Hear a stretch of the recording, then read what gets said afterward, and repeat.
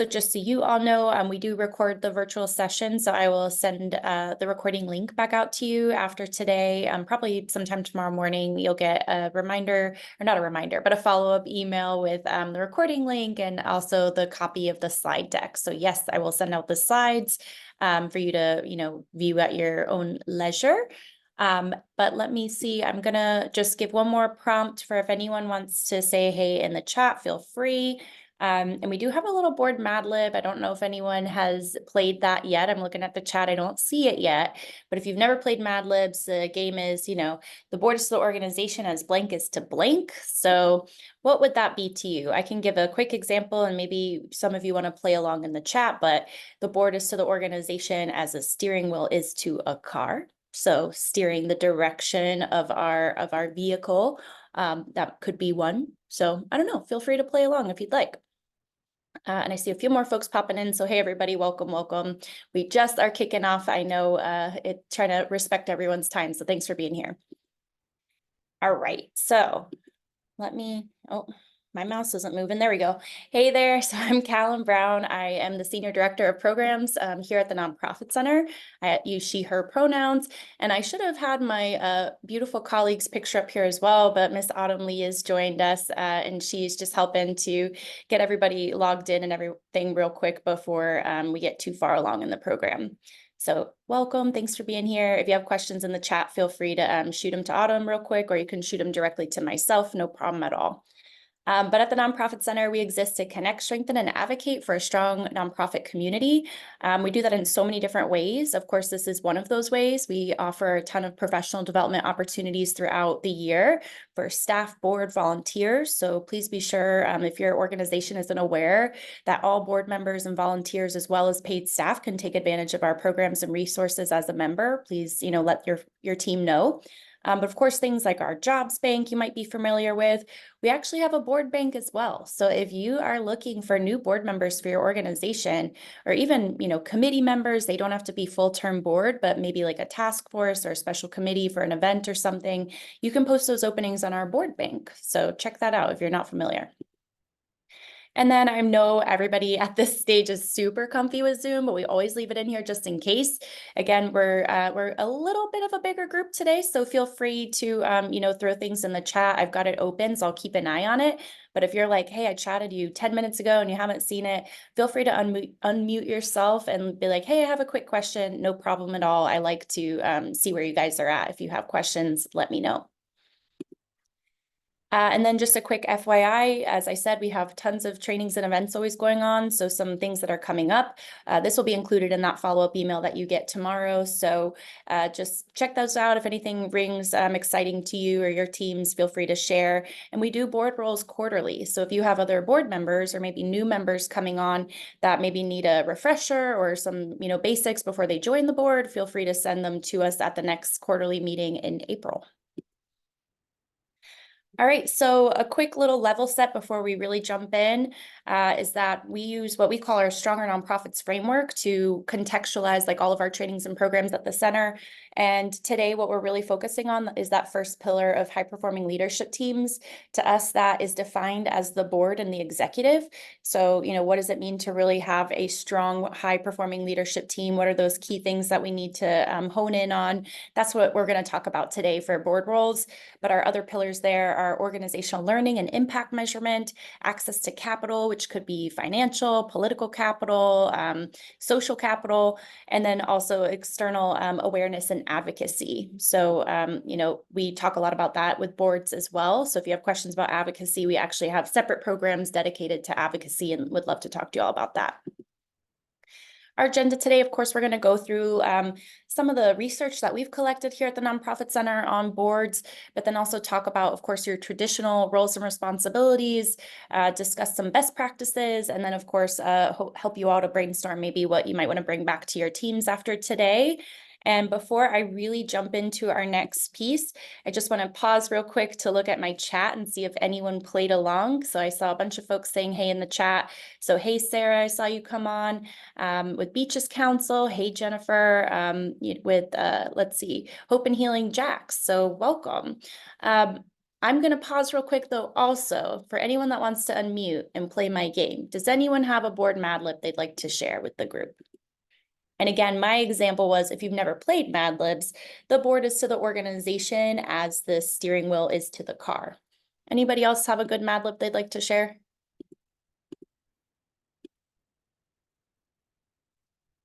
I'm really comfortable with awkward pauses and silences, no issue.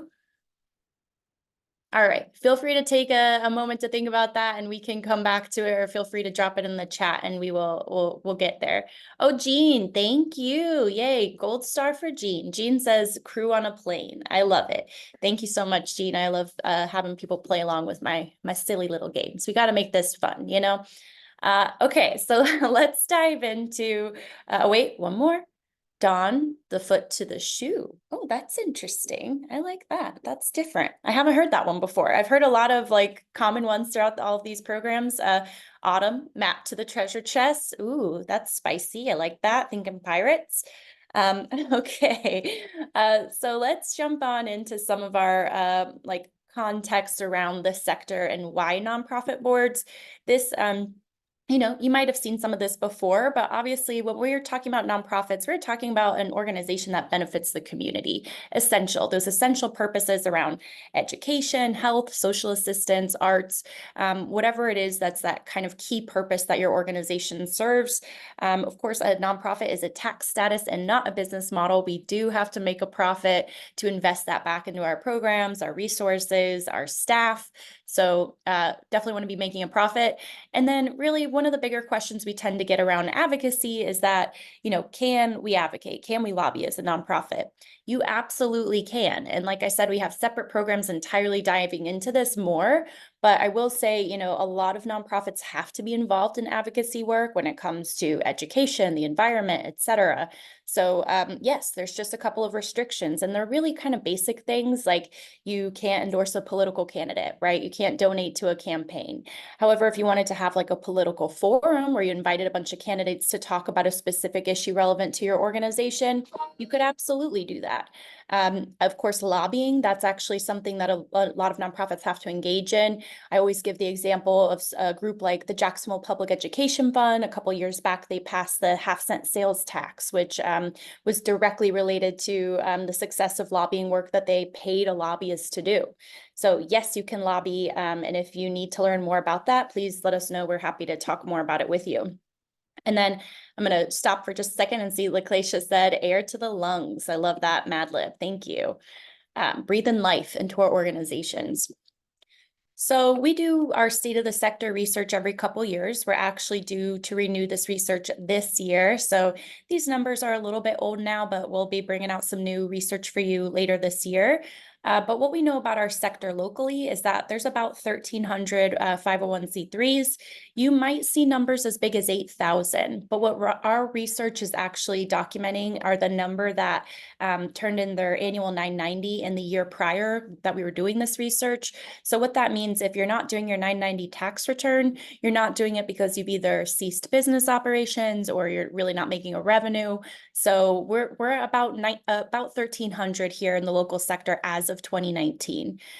So, you know, the sector is huge locally. You know, we're fourth largest industry in the state. That's right behind construction. So if you're driving on 95 and you see all that highway stuff going on, then you know that that's a pretty big impact, and the nonprofit sector is just as big.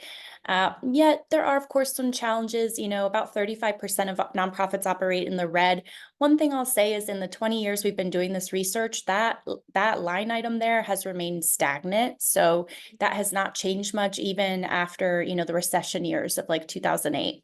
So that's pretty typical, and keep it with like a grain of salt that you could be operating in the red for even, you know, a few dollars in the red. So sometimes with grant cycles with nonprofits, you know, we might not always get the money in as quickly as we'd like to. So that's, you know, one of the issues nonprofits struggle with.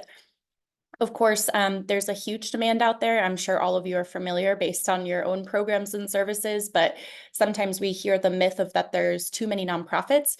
We actually know from national and local research that's not true. There are not too many nonprofits. So we thank you all for doing this really important work that you're doing. And then one more little research piece from our most recent, this was this past year, we did our Believe in the Good campaign, and we did some public perception polling. We actually did this a few years back as well. But what we found is that, Northeast Florida residents really believe in the nonprofit sector and do wish that more people volunteered and gave money.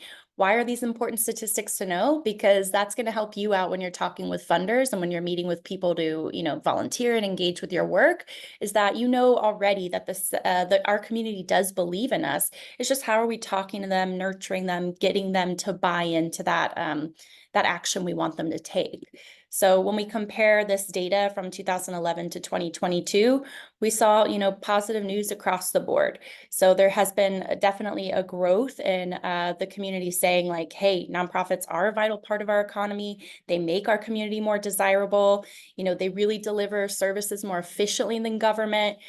These are great to hear. We never want, of course, when we're talking about like our social capital and our brand, what hurts us is when we have, a nonprofit horror story in the news, right?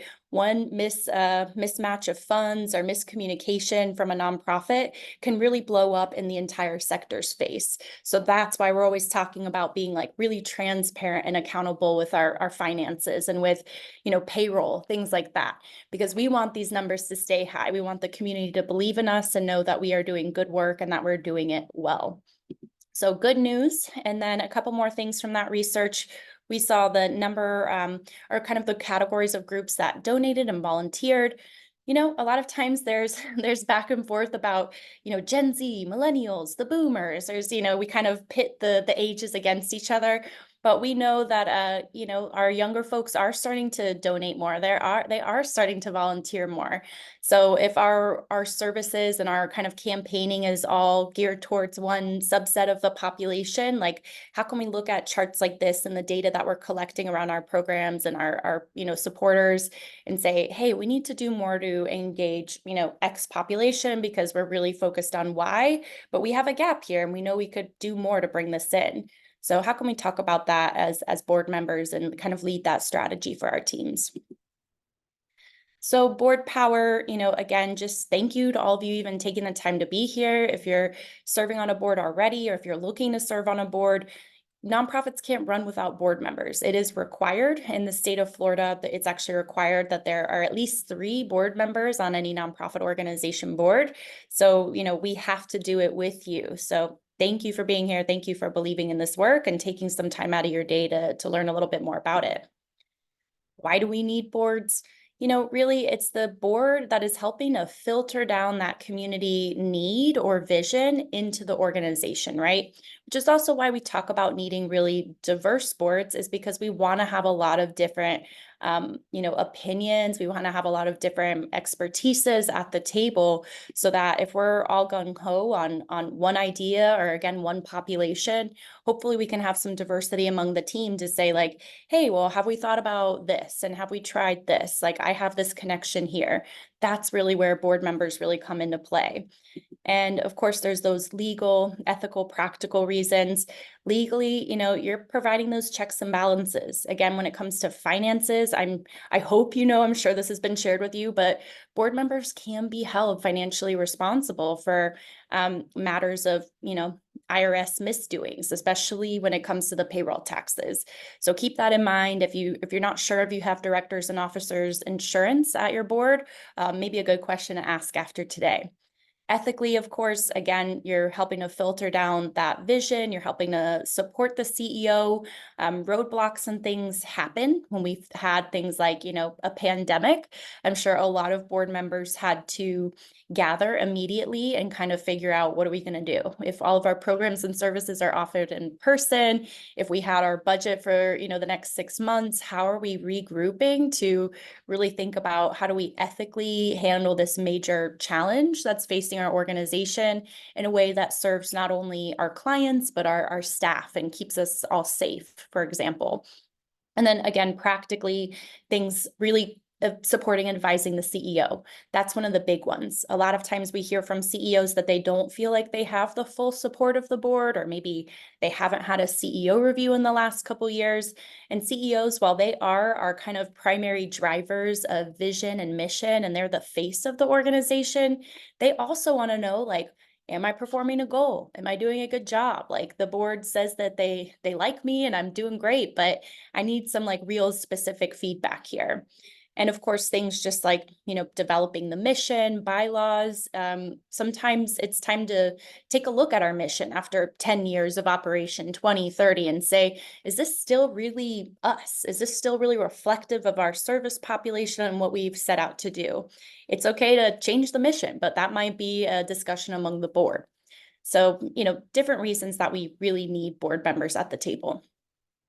And of course, when we're talking about kind of this separation between board service and volunteer service, sometimes we think of board members on like a pedestal, right? But board members and volunteers are just as valuable as one another.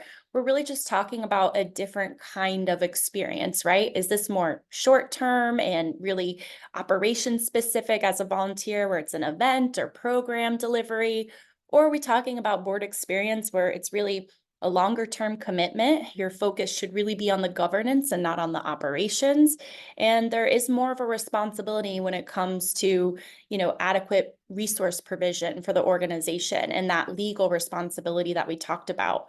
So, governing an organization is a really big, a big task and a big commitment.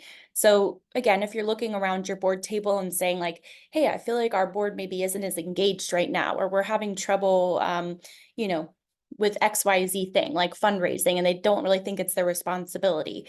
Well, we're going to talk about today how that is like a major responsibility of the board. So how can we share that with everyone and make sure that they're really committed to this job? So when we're looking at our traditional legal and fiduciary responsibilities here, the duty of obedience, that's staying true to mission. So obeying both the public law and our bylaws that we created. Sometimes that can be challenging if we're not super comfortable or familiar with what our bylaws are, but that's a great role for a governance committee of a board to dive deep into what our bylaws say. And if there's anything that's totally outdated or that we're not actually doing, bylaws for a nonprofit are supposed to be the law. So you can kind of be held accountable as not adhering to your bylaws. So if things are wrong or outdated, maybe it's time for the governance committee to sit down and update those bylaws. That can be done every couple years. Duty of care, that's really using our best judgment, actively participating in board meetings, paying attention, asking questions. What we hate to hear is when a nonprofit is struggling financially and maybe the doors close. You never want to hear a board member say, well, we didn't know what was going on. Well, I mean, why? How could that possibly be? If you're at board meetings every month or every other month or even quarterly, and you're looking at those financial statements, there should be no reason that the board was unaware that there were financial issues. Those should be something that are discussed and looked at every meeting. The duty of loyalty, that's really referring to conflicts of interest. Thankfully, in the state of Florida, we do have to sign that conflict of interest policy annually. So that should be an annual ask from your staff team or your CEO at the board table, is that we're signing that, because, conflicts of interest do happen. But of course, it's just, how do we handle that conflict? Are we really, if we're taking like a bid on something, there's always going to be a board member that represents a company that could gain beneficially from some type of relationship that they would have with your organization.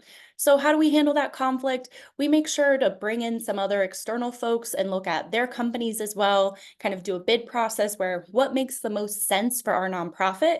And if we choose to go with the board member that represents the conflict, totally okay, but they should have been, recused from that vote. They shouldn't have been present during those discussions. And, it should all be documented in board minutes. So how can we just make sure that we're really paying attention to conflicts of interest and, being really transparent about how we're documenting those things?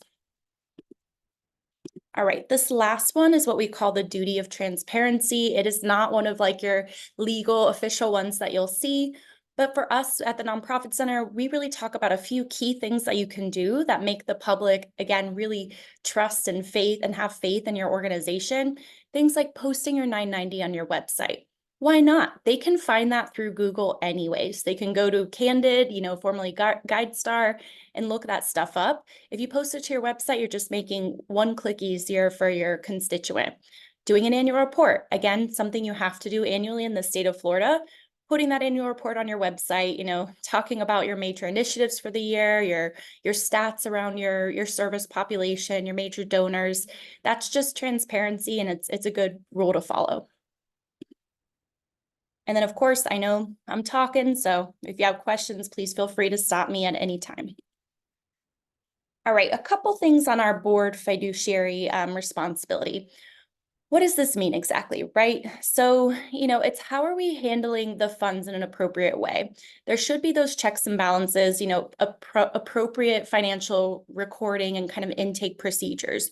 We never want to have just one person taking in all the money and signing off all the money, right? There's usually a dual process there that might involve your CEO and a board chair if it's anything larger than X amount, or the treasurer. It kind of depends on your organization, but having that dual system, key, easy way to keep you really on the up and up with financial transactions.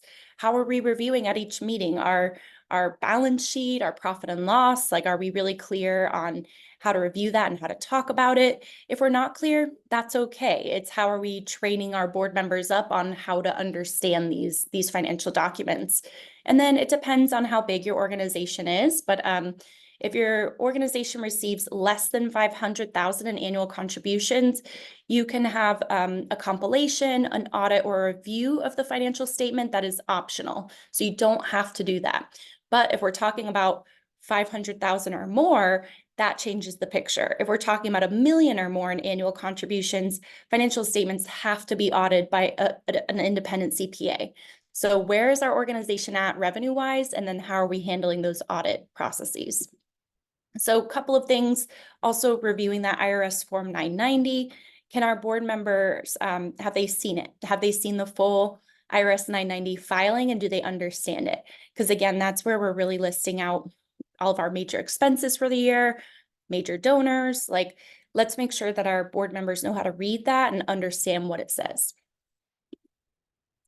So a bit more, like I was just saying, most people are not going to join your board as CPAs, right? They're not going to come in fully aware of how to read these financial documents and handle them, but that's okay. How are we just giving them the background information that they need to feel more comfortable, and also to ask questions? Ask that culture of inquiry that we talk about. That's one of the biggest things that you can do to cultivate at your board, is to really make people feel comfortable, they can ask questions. Because if you're all going around the table talking about finances, and you notice every single meeting for the last couple of meetings, no one has anything to say, no one asks a question, no one raises a hand, that might make me think, I don't know that everyone really understands, right? I don't know that they're really paying attention. So how can we help people to kind of combat that? Sometimes people do different things, like develop a financial dashboard where, yes, you're still looking at your individual documents, such as the profit and loss and the balance sheet, but you might have a dashboard where you show in a graphical picture kind of where the organization is laying as far as those different numbers, and then also highlight things that are true variances. So if anything's a variance of more than $5,000, you're going to highlight that in yellow, and that should definitely be one that is discussed at a board meeting. Hey, why is there this major variance? Is this grant timing? Is this, we got a really unexpected grant or donation that we didn't think was coming in? Why are there these variances? So how can we, set the strategy up among the board table to have these really clear discussions? And then, of course, the issue with the nonprofit business model that we were just kind of talking about is that things do change. I mean, there is no one nonprofit that looks exactly alike. It really depends on, are we very grant heavy? Do we get in a lot of grants? Do we not get any grants and we're very donor heavy? Are we contracting with the government? Because if we're contracting with the government, yes, those timetables of when money is coming in is going to vary a lot. Sometimes you're going to do a project and you might not get paid on that project until 6 months down the road. So do we have enough, cash, like fluidity in our money to actually keep us safe and sustainable while we're waiting for that 6-month grant to come in down the road. So what does our kind of structure actually look like as far as our revenue? How stable is it? Do we have a major like whale in our bucket? Because that's one thing that can be scary, right? For organizations, we saw this a few years back that were, really, really dependent on government funding. Honestly, a change in political landscape within a couple years, that government contracting can go away overnight. And then you're left holding the bag of like, what are we going to do? How are we going to fund this program if we have no more aid coming into us? So what is our right infrastructure? And then one of the questions I tend to throw out is, have you talked to your banker recently? Like the bank that you go to, like your person that you go to, have you just had a call with them recently? If not, it's a good idea because maybe there are things that you haven't considered before, like our credit, our risk, like where are we really at overall in this period of time? Maybe, it's a good idea if you're like a new board chair or something, like talk to your CEO, say, hey, maybe we should set up a call with, Wells Fargo and see how we're doing, how are our endowments, whatever you have that your assets, how are those things doing, and make sure that we're really on a good page here. So quick little poll for us so I can stop chatting at you for a minute. Let me see, where are we at? No, these are anonymous, so I'm not like seeing what you're saying or anything, but what docs are you looking at your board meetings? And this is multiple choice. You can, pick as many as you want and I'll give you a minute. You should be seeing that in front of you now. All right, okay, I was waiting for an answer to come in. I see that it's working now. I see some answers filtering in. All right, we got about half the group, so I'll give you another minute.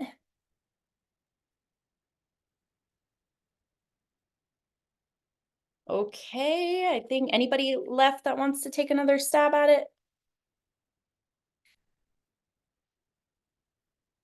All right, that's a pretty good amount of you, so I'll go ahead and end the poll and share it out so you can see. And if anyone did say other, feel free to drop that in the chat. But so it looks like the majority of you are at least looking at your annual budget and your balance sheet. It looks like a few of you do use a dashboard. That's great to know. Cash flow, budget to actuals. Great. Yeah. If you're looking at this, you might be a brand new board member or like incoming to a board. So you might have no idea right now, which is totally fine. But these are, if you have questions, like if you're joining a board for the first time and you're like, what do we look at a board meeting? That might be a good question to start with like either your board mentor, your board chair, your CEO.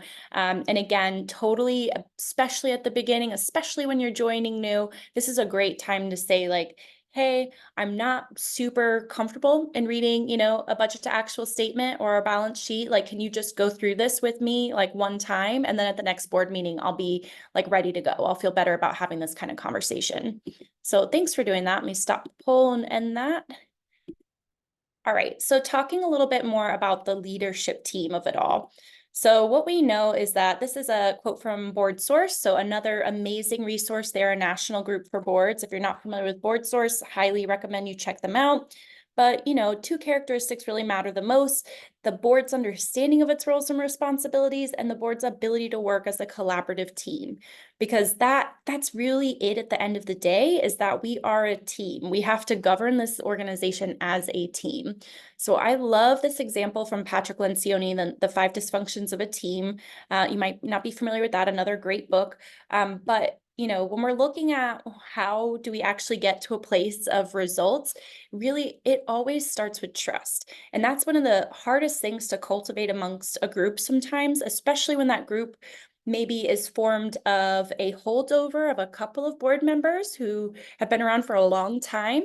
And then you're bringing in a new set of board members that is feeling a little bit like, oh no, I'm joining the good old boys club or good old girls club or whatever it is. So that's why, again, there is not like a legal rule, but we highly recommend board term limits because we constantly want to be refreshing that pool of people that's at the board table. And what is never, again, great to hear is someone saying, I've been on the board for 30 years, because you might ask, well, are you still super engaged in that organization? For some people, surely, absolutely, like it's their passion, it's their baby. But for others, it's like, no, I've just been here for 30 years and I can't escape. So board term limits can help you to keep that pool really fresh. So how do we build trust? Board Source actually recommends that you get an average of 4 hours of social time a year with your board.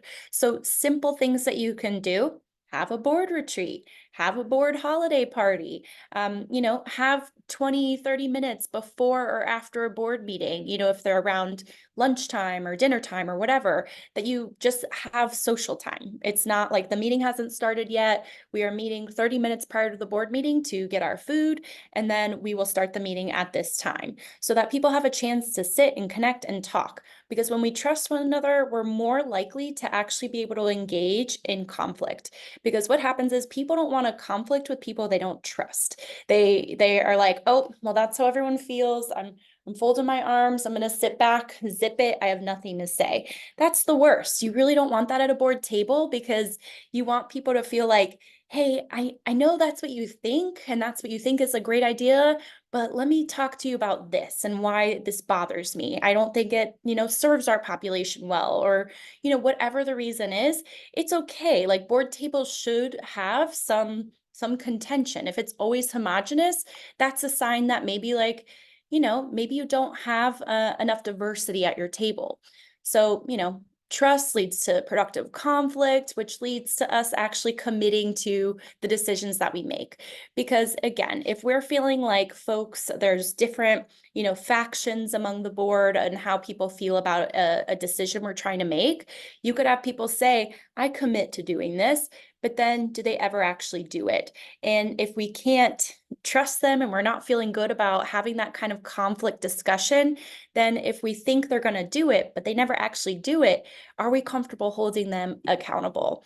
So how do we look at board roles and responsibilities and see this idea of trust leads us to results? Just a really great, pyramid. I definitely recommend bringing this out if you're feeling like there's any kind of trust barriers among your team, and just thinking about how can we do some trust building or team building, because we want to be able to evaluate our performance and hold one another accountable. If you say you're going to call these 5 donors and it's 2 months later and you haven't, that's a problem. Let's get to the root of it. What's the cause? So when we're looking at operations versus governance, what we're really thinking about is current success of the organization versus future success. So of course, when we're at a board table, we really want to be honed in on governance. Surely, if you have no paid staff and you're an all volunteer-led organization, oftentimes the board is doing a lot of operational work as well. But we need to be able to set aside a time for both things, because if we're only talking operations at the board table every other month, we are never going to get to the real work of strategy, visioning, goal setting, what's next for our organization beyond just the day-to-day this year. We're not trying to just end this year well, we're trying to get to the next 5 years. And what does that mean for our success? So it really depends on where your organization is at, right? Are you a brand new grassroots organization? Generally, grassroots organizations, brand new, you're going to be very committed to operations. You're just trying to get yourselves off the ground. You're really trying to get your name out there. You're trying to bring in those supporters. Maybe you only have those original 3 board members that you needed to file your 1023. So you might not be quite there yet, and that's okay. That's just a life cycle stage. But as you start to grow, as more money comes in the door, more support, more volunteers, or you're hiring paid staff, there should be a natural progression to how the board itself is shifting up, kind of elevating beyond operations to more of a governance focus, accepting that we do have to do more fundraising. We do have to shift some authority to maybe a paid CEO that can hire staff and has the ability to delegate and have authority over their staff, and us as board members are not micromanaging that. And then as you grow even more, you're really developing out that committee structure. So if you're a newer organization, you're like, we don't have any board committees, there's just a couple of us on the board. That makes a ton of sense. But eventually, as that board gets bigger, Board work really happens in committees. So, at our board meetings where everyone is all together, we are, of course, looking at and dissecting and discussing the kind of reporting and work that's been done in the finance committee, in the fund development committee, in the governance committee. So in between board meetings, our committees are meeting and really, really doing the bulk of the work. So this is just kind of a traditional matrix that you'll see. And of course, again, if you've seen one nonprofit, you've seen one nonprofit. They're all kind of different. But of course, the CEO reports to the board. A CEO, a founder, is never an owner of a nonprofit. The board at the end of the day is responsible for hiring, firing, evaluating, advising the CEO. And then the CEO, of course, has management over a staff pool. Of course, oftentimes you're going to have staff in maybe your board committees to help guide processes along. In your fund development committee, you might have your chief fundraiser or fund development director in the committee to help discuss the reality of like operations for fundraising. However, that does not mean that the board is responsible for holding a fundraiser's foot to the fire, right? Like that fundraiser, if their staff at the end of the day is reporting to the CEO. So we always want to make those relationships kind of clear. But then you might have other volunteers that report directly to the board. So say you're in a strategic planning phase and you need like a special task force or something, you might have some volunteers that are not board members that are not staff that report directly to the board based on those special circumstances. So this is, one way to kind of arrange things, and it might look similar or different, or you might have volunteers at all kind of levels in your organization, and that's fine too, just as long as those lines of communication are clear.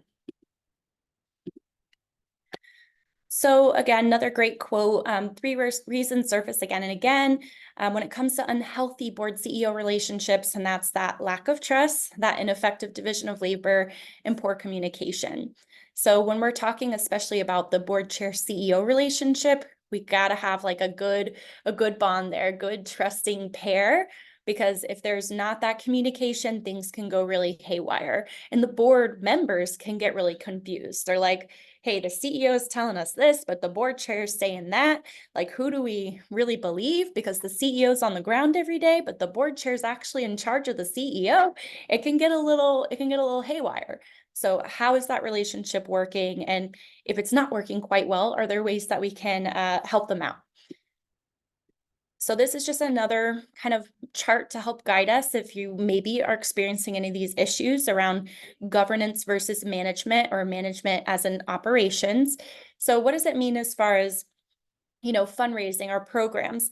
Governance is helping us to develop that overall goal for the year, right? So maybe at the fund and development committee, they're saying like, hey, based on last year and our reflections from last year's budget and everything, we think we should have this kind of stretch goal of what activities we're going to do this next year. And that's great. So the board is telling us this is what we think we should do. That our staff, our operations, they're the ones that are actually going to develop out that multi-point fundraising plan and implement it and make it happen, right? So how are we making sure that we kind of break things up? If you don't have staff, which a lot of times we don't, especially as small organizations, that's totally okay. But how are we dividing these responsibilities? Sometimes for those organizations that don't have the paid staff, you have a board setup that is kind of an operational unit and a governance unit. So, again, just because you really need someone to do like social media or marketing for your organization, you also don't have to say, hey, they're willing to do this for us for free. Let's have them join the board. Why? Why would we have someone that can do social media and marketing just join the board for any reason if they want to do it for free? Great, they can be an operational volunteer. Just because someone wants to help doesn't mean they need a board seat. So like, let's be really strategic about who we're bringing onto the board and why. If we have a board member that is really great at marketing and communication, but could maybe connect us to other resources to help us fundraise and bring in money and supporters to our organization, cool, that might sound like a board member. But if they're saying, we just want to do some Instagram posts for you, that's not a board member. That's someone that could be your your volunteer that does social media. So let's like just be clear on what are those roles and how do we divide out that operations and governance work for the best for everyone. So I'm going to pause again for a minute and just quick discussion. Anyone that wants to unmute, feel free. How is your board handling this division right now when it comes to governance and operations? And is anyone experiencing any kind of like murkiness there? Don't be afraid. What happens in board roles stays in board roles.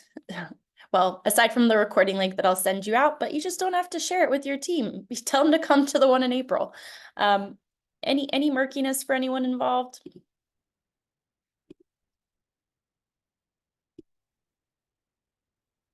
Again, comfortable with silences. What I often hear as an example, so just something to chew on, is that, sometimes folks say like, my board members are contacting staff directly and telling them what to do. That's not great. If we're hearing that from staff, then staff should be comfortable. Again, culture of inquiry, culture of welcoming, and discussion-based teams, that staff person could go to your CEO and say, I'm feeling a little bit uncomfortable. Board member X is calling me almost daily, telling me how I should do my job better, or telling me what I need to do as far as this fundraiser or this and that. That is a great chance for your CEO and that board member to reconnect, or your board chair and that board member to reconnect and say, here are board roles and responsibilities. And this staff person reports to the CEO. If you have thoughts about how we could improve performance on this fundraiser, let's talk about it at Fund Development Committee. And then we will share that with our staff and we'll reconnect. But this is the chain of communication. I do have so I just have another chat that actually had a similar message. So that was exactly the chat, which is really interesting. It says, setting boundaries between staff and board. That's really the key, is the communication and level setting from the very beginning. So if we're talking about bringing on new board members, it's, we're always handing them a board packet, a board folder, something that is like, these are the traditional roles and responsibilities of boards. I actually have a slide coming up in a minute that you can print out if you want. And then there's the responsibilities of the CEO. So kind of separating out, what does it mean to be operations? What does it mean to be governance? And it's really just about not being afraid to have the discussion. At the end of the day, if we have that pyramid of trust, and we feel that this person really does mean well, they just have a lot of ideas and they're really passionate and they want to be involved. Okay, but let's sit down and talk about how you as a board member could directly be making this staff person uncomfortable because they're not feeling clear on, am I supposed to be reporting to this board member or am I reporting to my boss, my paid boss? So, just making it clear that this might be an inappropriate conversation to have. And if you have more thoughts, could you please call me, the CEO, first before you connect with that staff person? So it's okay to say that. We don't have to do it in a really mean way. It's just, if you have any more thoughts on this, can you please talk to me and I will relay the message to our staff person. Simple. Anyone else? All right, I'm going to move on. Let me know in the chat. Feel free. You can chat myself directly and I'm okay to share that anonymously. So strategy and execution, exactly that. Whose job is it and what lane should I be in? How can we really, hold each other accountable and setting those agendas to goals? Another great just conversation to maybe have at the board table if you're not feeling great about maybe board meetings. Sometimes it's not an evaluation of our board that we need to do, but maybe it is. Have you done a board evaluation recently of how everybody is committing to their role? But maybe it's actually an evaluation of our meetings. Are you feeling like every single time I go to a board meeting, all we're doing is being reported at and there's no real discussion and I feel like I'm not actually engaged? Then that might be a problem with simply how your agendas are set up for your meetings. So if you're like, our agendas are not structured for us to actually converse, they're structured to just be talked at for an hour, then that's a problem. So how can we look at, how is the board chair or the CEO, sometimes that's usually happening in unison, like a pre-board meeting call between those folks to say okay, what do we have coming up that the board needs to really discuss? strategic plan, a board evaluation, governance goals for 2025. Like, what is it that the board, we need their input on? Because one of the best tips I ever received was from a governance consultant we work with sometimes named Jim Schwartz. And he said, if you think about a board meeting, think about it as the most expensive meeting your nonprofit will ever have, because this is the time that you have all kinds of folks and walks of life at your table that represent all kinds of different jobs and experiences, that board meeting is truly a really expensive meeting. And if you're not utilizing that time well, folks are going to start to disengage and want to roll off. So how can we look at agendas and say, maybe that's the issue? We're actually not setting ourselves up to have productive conflict and to make decisions here. So talking a little bit more about our roles and responsibilities, the board's two-way responsibility: govern as a group and support as an individual.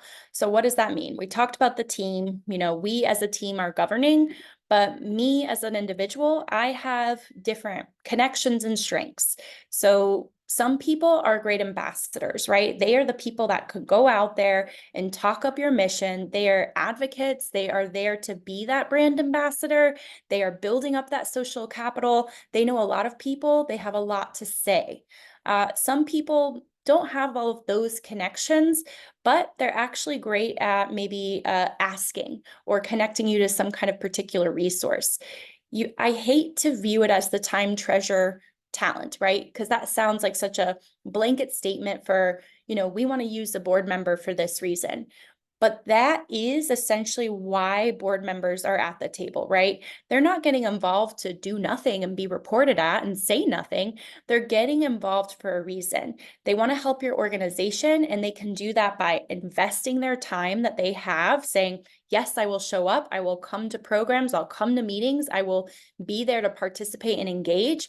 Or yes, I have some really particular talent that you need, whether that's in finance, legal, depending on the organization, like a habitat, maybe you need some kind of construction expertise at your table, or is it the treasure? And yes, we always, always, always need to be asking for the treasure. The best practice is 100% board giving, because if a funder is looking at your roster and they're saying not all of your board members give, they say, why would I give? So that is the expectation. So how can we talk about that, and how are we ensuring that when we're having initial, bringing on recruitment meetings with new potential board members, that they understand where they fall in that pie, and that you understand that as well, because they are likely coming to that meeting saying, I have something I want to give, and are you asking for the right thing? Because sometimes what we're saying is like, oh, I know this guy, he's a CPA, he's going to really help us out, he's going to be on our finance committee, he'll be awesome. And that guy is sitting there saying, ooh, actually, that's what I do 9 to 5. I don't want to do that in my board service. I have no care about talking about finance after hours. So is it the right match? Is it the right skill set match? Is that really what that person wants to give?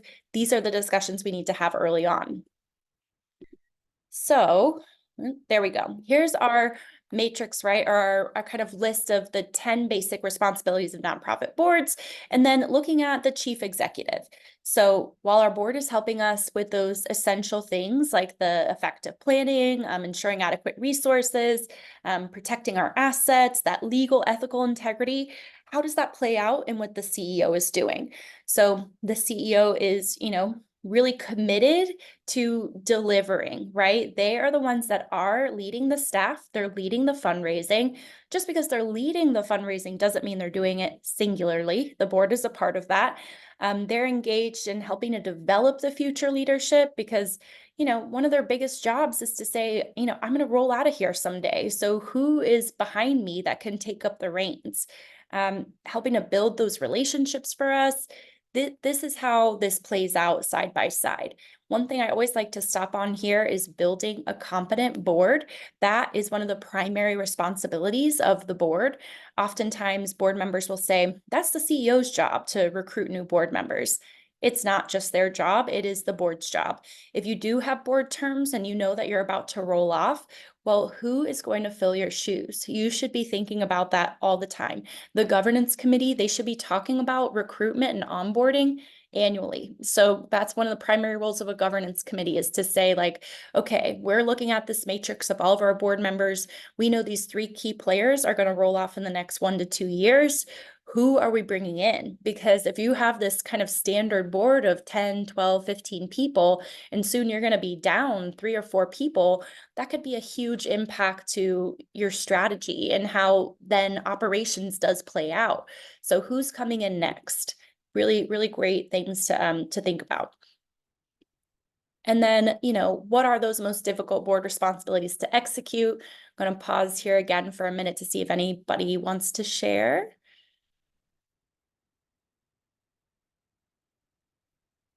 It's okay. You can unmute.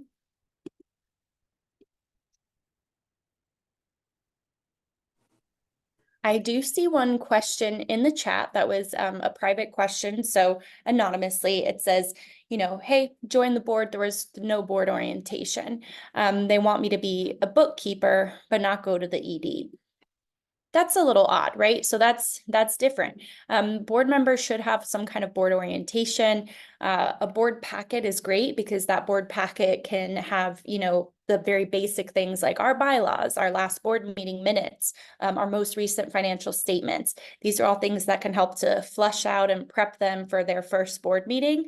But a board orientation can be as simple as meeting with the CEO or the CEO and the board chair and saying like, what am I really signing up for here when I walk into this board meeting next week or next month? What should I know? And that shouldn't honestly just be like mission, vision, values, finances, but what is the culture of our organization? What is the culture of our boardroom? So if I'm seeing something like, they want me to be a bookkeeper, but not talk to the ED, that seems like a red flag. That seems a little scary to me because that, bookkeeping, the finances, that's like also ED's #1 job, is to be on the up and up on those types of things. So how can we, I don't know. I think what we would have to do here in this situation is go to the board chair, go to the CEO and say, what's going on here? It seems like there's some mismatch or some lack of trust or miscommunication between these 2 very important roles that need to be team players, partners, side by side. I see a chat here. Most difficult on the board is reaching out to the community for sponsorships, donations, constant challenge building those relationships. So I have to say fundraising is always the #1 response I get when I ask this question. And it's because it's a challenge for everyone. It really, really is. And so that's a huge board role. Of course, if you have staff, great. It's their job too. Really, when we talk about a culture, of an organization, one of those cultures should be a culture of philanthropy. So every single person, whether board member, volunteer, or staff, should be able to speak on behalf of the mission and ask.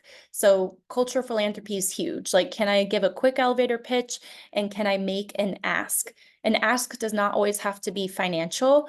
Oftentimes when we're talking to brand new people, the ask needs to start really small. An ask to come to event, come see this program, witness it so that I can make you feel what I feel. And once you feel that, then I can ask you for money. So I think making those relationships, one thing that we have done successfully at our organization and our boardroom is that we actually do have staff attend board meetings if you're a small enough team. So I get it. If you're at an organization where there's 300 employees, that doesn't work for everybody. Our team is 8 people at the Nonprofit Center, and they have always insisted since the beginning that every single staff member attend board meetings so that we can also understand what the board is doing as far as strategy. And then we can ask questions too. We can say, hey, that's cool now that the board thinks this, but let me tell you why this is a challenge for us. We're having capacity issues. We need your expertise. We need your help with any problem that we're coming up with. So a good point. And then also when it comes to fundraising, our fund development committee will meet and say, hey, let's lay out 10 prospects that we really want to connect with. And what we're going to do is, this is not just the responsibility of this small fund development committee of 3 or 4 people. We're going to bring this 10 prospect list back to the next board meeting, and that all the board members and all the staff are at. And we're going to pass around this sheet and say, who knows what about these prospects? I want you to sign your name next to a prospect and say what you know about them, or if you can connect them with us, and we're going to make this happen. So every single person in the room has a responsibility to kind of raise their hand and say, yes, I can do something about this. You might be sitting there in that chair saying, I know nothing about any 10 of them, but what I could commit to doing is I could commit to go along with you and witness how a pitch is made, witness how you talk to these people, because sometimes our biggest issue in engaging in relationship building and fundraising is that we've never witnessed it before. So a great step that a board member can do to show that they're really passionate and engaged is to say, I raise my hand to shadow to learn so that I can do this next time around. All right, let's see what else we got here. So board contribution, talked about this already. One of the biggest issues that we've experienced in the last couple of years, though, of course, are kind of questions that we're getting, is that, how can we make board giving really equitable for all, right? Because we want to have diversity among our board. And I'm not talking about just race and ethnicity or gender. I'm talking about diversity that could mean, if you're a youth serving organization, maybe you have youth on your boards, which is totally allowed. So maybe you have a 16-year-old on your board because they have great insight into the youth population that you're trying to connect with. How can I ensure that that person can also give to the board? Well, the expectation does not have to be a set number. It can be, we would love for you to give anything, any amount that is, significant to you. So maybe that youth person could give $20, or maybe they literally can't give it all. But again, can that youth board member be a part of efforts? Can they help to go on meetings to help kind of share their pitch of why they're involved with the organization? Gosh, can you imagine? Funders love that. They eat that up. If you have a board member at the table with you as part of that pitch, they're like, wow, this person cared enough to actually come to this meeting today. I mean, that speaks volumes. So another kind of asterisk here is that, financial means does not guarantee a good governing board member. So what can happen is, people serve on boards, they serve on 10 boards because they can give, but are they really effective and are they really engaged? Again, just like that operational volunteer, just because someone can donate doesn't mean they need to be a board member. Maybe they just need to be a donor. So, think strategically about what does it mean to bring this person on. And there are other things that I can link to in our follow-up email, such as new ways to do phased in giving. So maybe brand new board members are not expected to give right away or not expected to give as much, but it's phased in. It's after you've committed to the board for a year, 2 years, 3 years, you start to give more financially to the organization. Definitely different ways that you can handle this, but I will say, as a general best practice and what the majority of funders are looking for, is that there is 100% giving among board members. So what can the board do outside of that? Of course, thanking people. It really is so nice to get a written thank you in the mail. It is so nice to get a phone call of someone, a board member, saying, hey, we just really appreciate you. Thank you so much for donating. You might think like, oh, that doesn't happen. I know sometimes people are like, that never happens anymore. I actually got a call literally a few weeks ago from someone saying, thank you for your donation. And my donation was $50. Like, it was not a lot of money, but I'm sure what this organization does is they pick like a random, sample of people that have donated, and they assign their board members to call and thank. And I was like, you're thanking me? I only gave $50, but like, okay, cool. That made me feel really good. So I think it's like little things like that the board can actually do, is they can participate in the fund development cycle by just being engaged in the fact that they can say thank you. They can invite their friends and their colleagues to events. They can help to recruit new board members that have the potential to connect you to new resources. Inviting the CEO or your fund development officer to events is really huge, because if you're someone that works at a corporate company that you guys have a lot of events and you've never invited your CEO, I mean, why not? Then you're not the board member that has to stand in the room and do all the asking. You invite your CEO and you put them to work. you invite your CEO to that event and you say, go work the room now. So, just thinking about it creatively, it doesn't always have to be you that's making the ask, but you can help to structure the asking for someone else on the team. So how can you be involved? Probably not the board's role. Grant writing, grant tracking, database management. Again, this picture could look different if you're all volunteer led and you don't have paid staff. But generally, if you do have paid staff, the ask to the board should not be like, hey, can anyone write this grant? Like, no. Someone else should be able to do that. So just making it clear if things are a little different at your organization, maybe ask the question like, hey, why am I writing a grant when we have someone on the team that can do this really well? And then, passing the buck, just like a word about that. One more, of course, fundraising should be everyone's job at an organization. And this is like one of the biggest, research areas where, CEOs have a lack of job satisfaction. Is that they say, the board is just not playing their role in fund development. And it's such a crucial part of it is that, adequate resource provision that really should be also led by the board in conjunction with the CEO. All right, and then a few more things on just kind of overall, when we're talking about new governance thinking, we talked about the fiduciary side, the strategy, generative. What we're really saying here is that there's this willingness to bring new ideas to the table. Again, going back to that other pyramid around trust and having this culture of inquiry, is that sometimes we don't need to say, hey, we only need quality ideas here. Sometimes we need quantity ideas. If you are feeling like your organization is maybe in a little bit of a rut or things have been going really smoothly for the last 20, 30 years, but you feel like maybe things are getting a little stale and you want to freshen it up. Like it's okay to have meetings where you're asking board members to just like throw it all on the table. Just because something didn't work for your organization 10 years ago doesn't mean it'll never work. It just means like maybe the environment, the politics, like culturally, it just didn't work 10 years ago. Maybe it'll work this time. So it's okay to, employ or to encourage your board members to say like, get really creative, get really risky. We have to take risks all the time in nonprofits because if we didn't, we wouldn't even exist. Like nonprofits are risk-taking bodies that have set up to say, hey, we witnessed this social ill and we want to solve it. So here's our idea of how to do that. So how can we help our board members to think like that? And it all comes down to really scanning the environment. I'm sure you've heard of SWOT before, but doing kind of like a strengths, weaknesses, opportunities, threats kind of scan of your environment of like, hey, how are we doing, politically or socially, or, are our programs like, have you seen those matrices before where it's like the star, the heart, and like the X?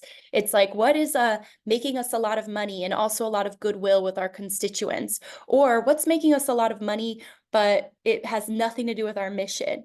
Or what's making us no money and also doesn't really connect to our mission? Do we have some mission drift? It's kind of thinking really creatively and like reflecting on what we offer and saying like, hey, is this one of our baby programs that we've loved to do year after year after year? But like, honestly, no one really comes to that program anymore. And it also doesn't make us money. Like, okay, well, just because it's our baby doesn't mean we have to do it forever. So like being really willing, really honestly willing to sit down and say like, what if today we were to like zero-based budget and like start from scratch with this organization, with this mission that we have, or maybe we need to adjust our mission. Like, what is it we're really trying to do here? And is the community open to us anymore? Like, do they actually want this? Like, should we do some focus grouping with our clients? Like, it's okay to really, really be totally honest and transparent and say like, I don't know if this is working anymore. How can we readjust? So our transformational board members, they pay attention. They're there, they're at meetings, they're willing to engage, and they're really willing to think really big and to say like, hey, let's be really proactive. Let's be really cutting edge right now. If we know we have policies in place that are hurting staff members, maybe like we are all about women in our service group and our population, but we actually realize we don't have policies in place that protect the women on our staff. Like, what does that mean? Should we sit down and have a conversation about that? So board members, it really is your role to kind of look at every facet of how the organization is running and say like, I have a question about this. Like, why is this working this way?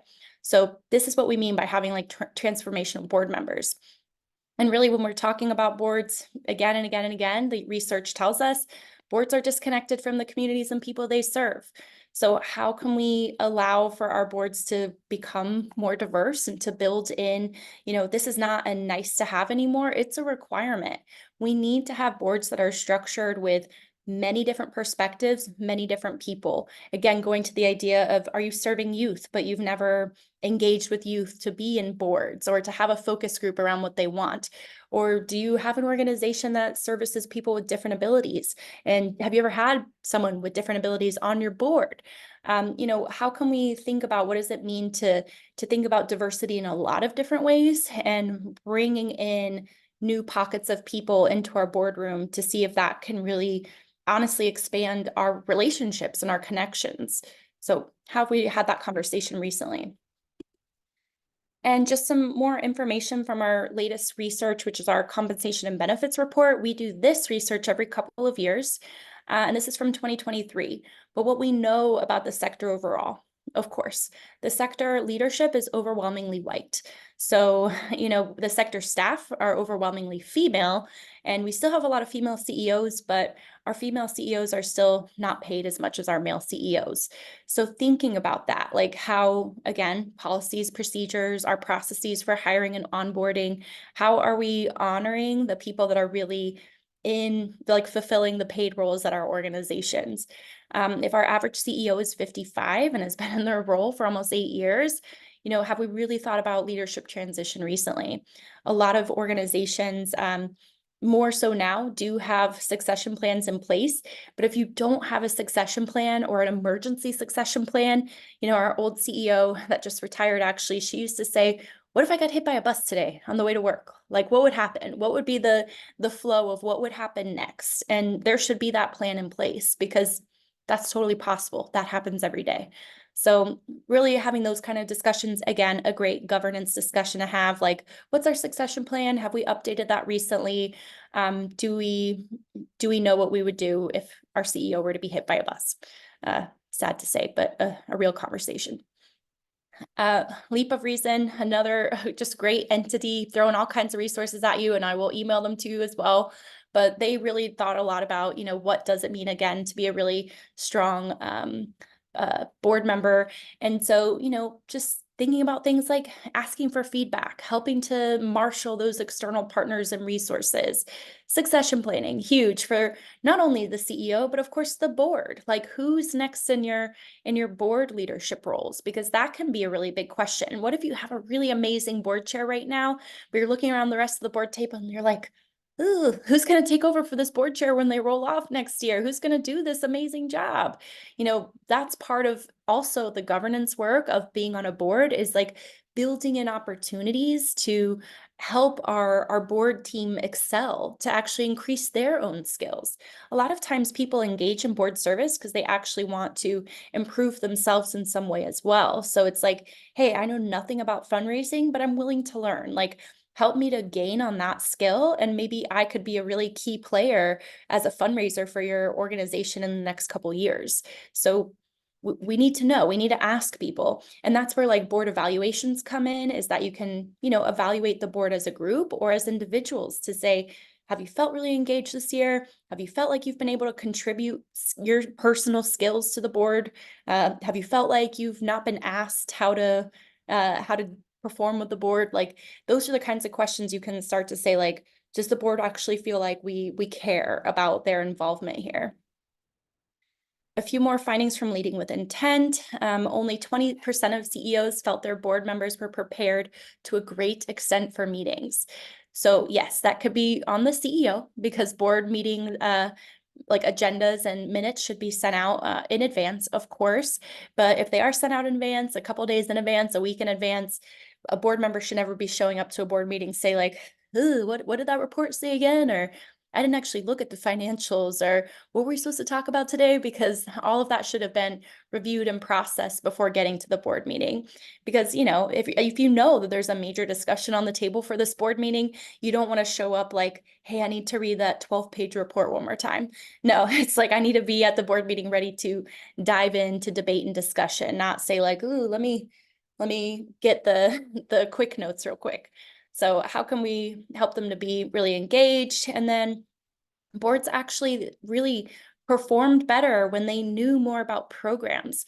So thinking about that link to, some organizations like the YMCA, for example, the YMCA probably has like, gosh, I don't even know, like 30 different programs, everything from swim to gym to, safety. Like there's so much going on there, right? So do you think a board member knows in detail every single thing about all of their programs?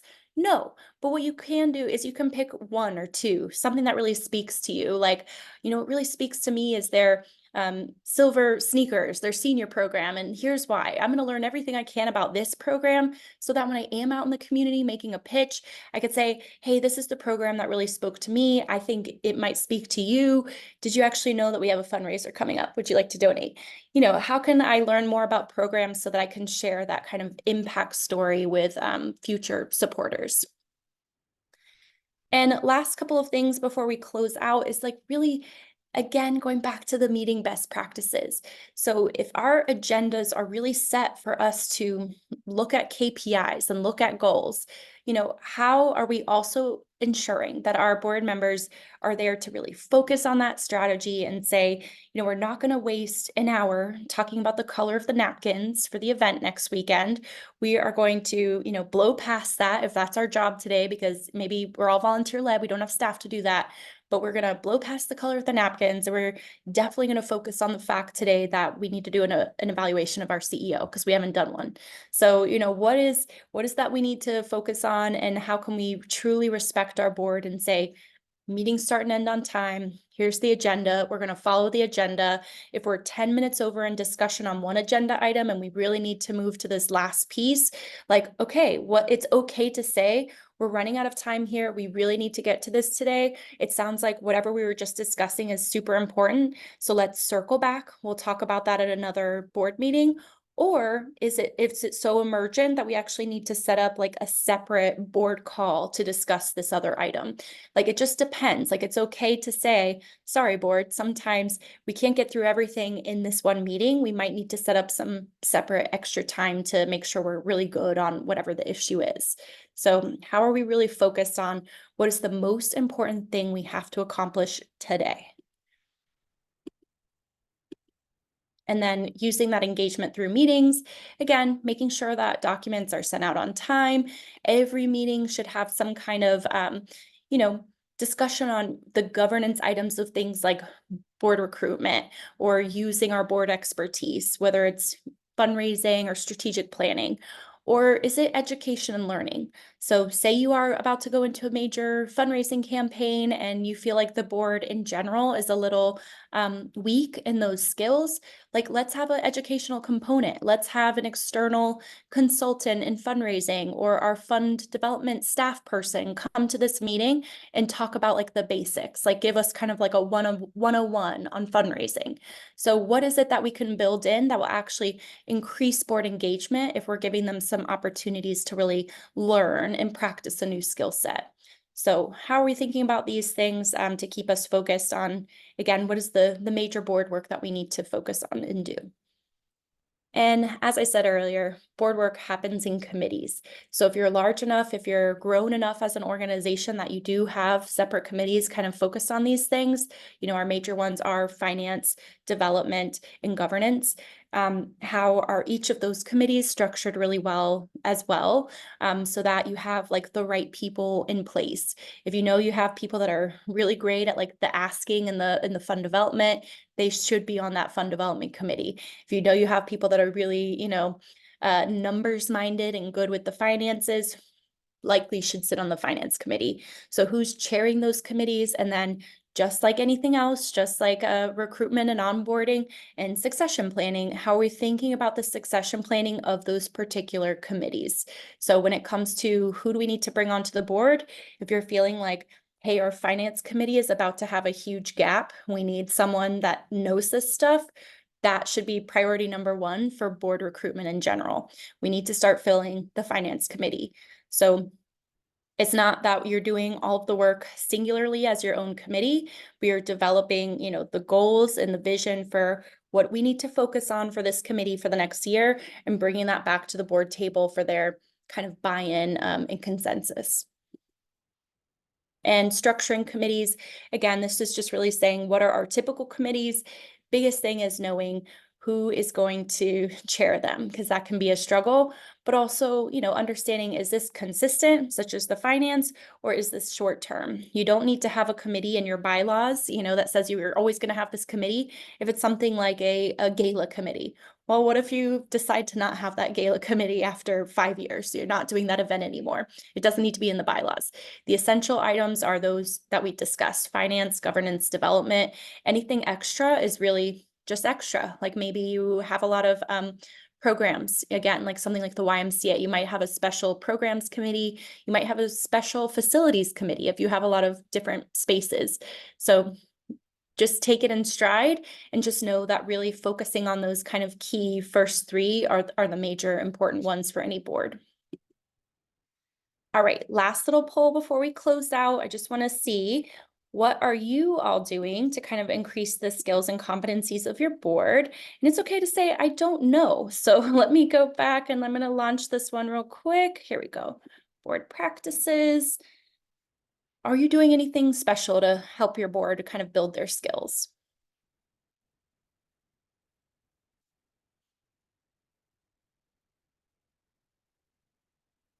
I don't know if I see anyone in it yet. Let me know. Oh, okay, there we go. I got one response.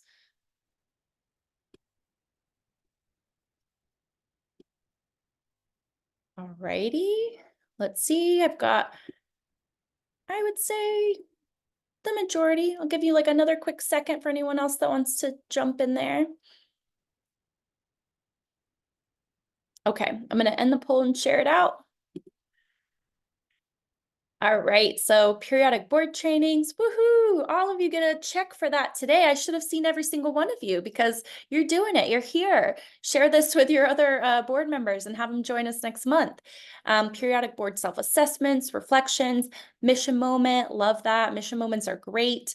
No consistent practices, that's okay too. I think sometimes we're not really thinking about it. We're not really thinking about, hey, how can we have some like professional development for our board? We're thinking about the work that we need to do, right? But maybe today is like a good reminder. And if you haven't done something like that recently, a good idea to suggest at your next board meeting, say like, hey, have we actually done a board retreat recently? Those are usually a great way to just engage the board for a day or a half day and say, what do you want to see more of? What do you want to do more of?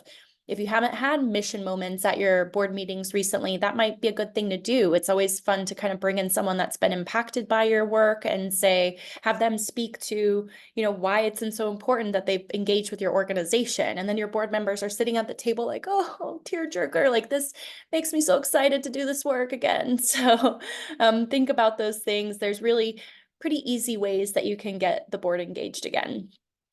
And don't forget those social times. Like social hours are huge for board connection. So get beyond the what is your daughter's name to, where did she go last summer? I don't know. Like have real questions that you all can talk through.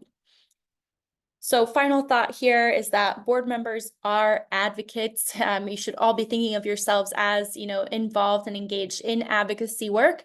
It doesn't have to be paid lobbying, but seriously just what is my elevator pitch? Do I have a way to, with any person I engage with for more than a couple minutes, maybe not on an elevator, but maybe you're sitting waiting for a bus or at the DMV or whatever it is, and someone asks you about what you do or what you're doing in your free time. well, hey, have you heard about this nonprofit that I actually serve on the board? And hey, actually, we have an event coming up. We'd love for you to come. It just, how can I be an advocate for the mission? And you all have really important, unique voices. So the people you connect with are likely not already connected to your nonprofit. So how can we kind of spread the word and participate in that development cycle? Because I may not be able to directly solicit. I'm not a great asker, but I'm great at identifying. Like, I know of a lot of people in the community, and I can say, hey, CEO, have you talked to XYZ? I think you should. So what's my role in advocacy, and how can I play a bigger part? And, another great quote from a great organization, Stand for Your Mission. Their whole organization is just about helping board members to learn about how to be advocates. So, the voice of the unpaid volunteer board member could potentially be much more influential than the highest paid lobbyist. So if you are that person out there that has a million connections, and folks, really, if you support it, they support you because they just know you like that and your brand is that big, then live that daily, and bring in more support for your nonprofit. Because oftentimes it's like they say, people don't give to organizations, they give to people. They know you, so if you're the one asking for the money, they're going to give it to you. You're the one asking for a volunteer next weekend, they'll say, all right, I guess I'm free for a few hours. So what is the ask? It doesn't always have to be financial. And last thoughts before I wrap us up, anyone want to share? Feel free to unmute or drop it in the chat. Anything that's helped at all today? Anything that you want to prioritize? While you're doing that, I'm going to drop a quick link to a survey in the chat. We really appreciate your feedback. We do surveys after every program because we want to know, did this help? Is there something you wish we had talked more about? Let me know. We could always develop a new program if we need to. But yeah, anybody have anything to say? Jean says, excellent information. Thank you, Jean. I appreciate it. I will just say that the Nonprofit Center is here for you. We do have all kinds of programs all the time, but board programming is specifically, if you have questions about board stuff, we're actually having a big board summit coming up in June. I can't say the date just yet because I'm actually talking with our speaker this afternoon about it. But we're going to have a big summit for everything board governance and fundraising. If you want to come to that, keep an eye on the Nonprofit Center website. Someone said, I appreciate it, very informative. Strategic planning, discuss the board as a team. Yeah, that's a big one. I appreciate all of you. Thanks so much for your kind words. Please take the survey if you can. Check out our board bank. If you don't receive Nuggets, which is our monthly newsletter that we send out, board members can receive it as well. So get signed up for Nuggets. Let me know if you're not in it. We have all kinds of other services and things. Again, reminder of some upcoming events. And lastly, here's my email. So if you have questions after this program today, feel free to email me. But again, I'll be emailing you tomorrow with the recording, so you can just hit reply on that as well. And then one quick question I saw, how many hours per week is a typical for a board member? You know what, they generally say engagement wise for a month, 4 to 6 hours. So if you're bringing on new board members and they're like, how much time am I supposed to commit? 4 to 6 hours a month. I mean, of course, it depends on how regularly you meet. Are you meeting monthly, bi-monthly, quarterly? But if you have committees and you're expecting them to go to board meetings and committee meetings and prepare on the in-between, 4 to 6 hours a month is what they say. Yep. Will the sign up for Nuggets be included? Yeah, so we will make sure to add you. If anyone else doesn't have Nuggets, drop it in the chat and we can add you. Thanks, everyone. I appreciate you. I'm going to stop the recording and I hope you all have a great day.